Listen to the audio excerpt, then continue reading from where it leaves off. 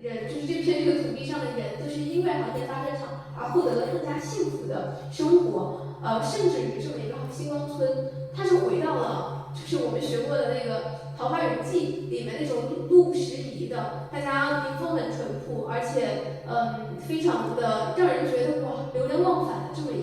一个先进的存在。然后再进一步去想太空经济是怎么带动当地的产业链发展的，就构建了这么一个非常美好的一个图景。我觉得作为一个中国创作者，或者说从深圳这座公园城市走出来的创作者，这也是我自己的一个小小的对于发展和家园的关系的思考，就是我们对星辰的这种征服不应该是以对资源的掠夺为代价的。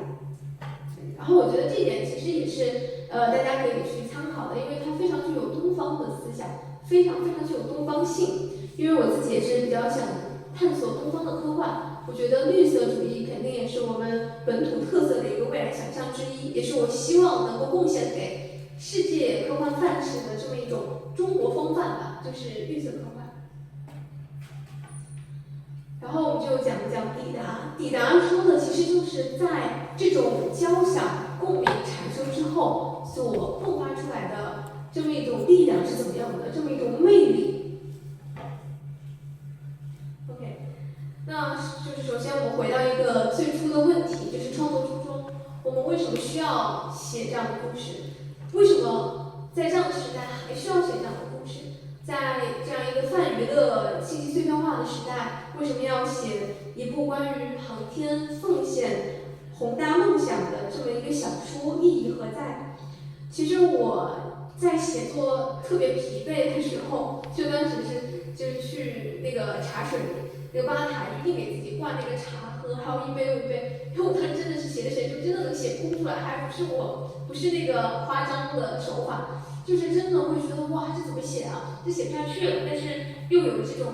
信用在支撑着我要完成它。然后我当时转念一想，自己在当时参观发射场的时候，我说航天人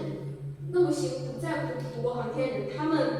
在荒漠就是酒泉，在海岛去默默无闻的一辈子去算题去攻关，但是他们可以说是往远了看是没有世人不太会知道他们每一个人的名字，往近了看的，甚至大部分人家人也是不理解的。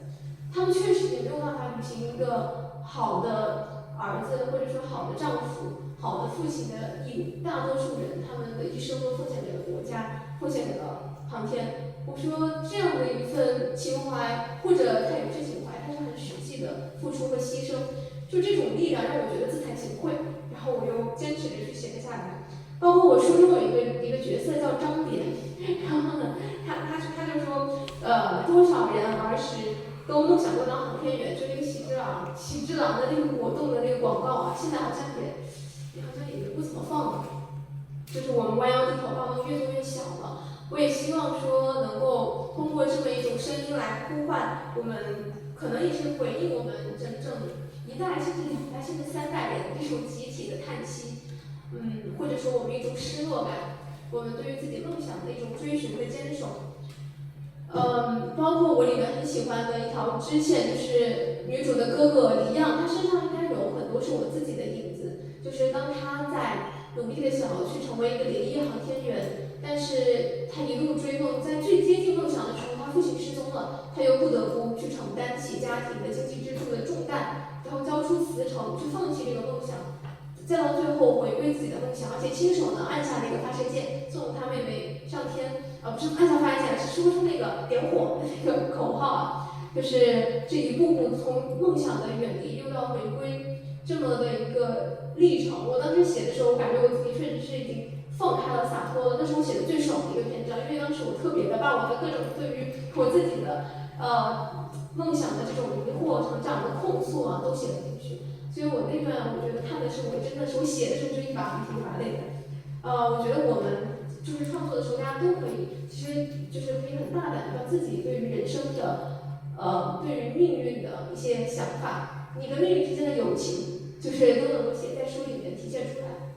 可以影射的，就是成为这个化身为这个主角的思想，它应该会是很有感染力的。就是它那一部分比我构思的，我觉得都要感人，因那一部分是我在当时刚刚放开，就是刚刚口罩期间刚刚结束，然后当时我身心都很脆弱的时候，然后产生的大量的，就是真的是很多很沉重的我自己以前平时是没有过的一些思想，都来自于那个时候。所以也是希望提一个小小的我觉得一个方法论，就是大家在最沉痛或者遭遇了什么生活重担的打击的时候，就是一定要赶紧写点日记。就这个日记你最后以后过后回看，你会觉得这当时是为一个哲人附体了。有人说这个绝对不是我能写出来的，就这个水平不是我，但是它确实是一个就是低谷的时候赋予我们的一个绝境中的花。就大家记得啊，一定要到时候一定要写日记啊。这个那个时候的你的思想会很深刻，所以我觉得从海南的椰林出发，在我们抵达的可能不仅是物理意义上的星辰，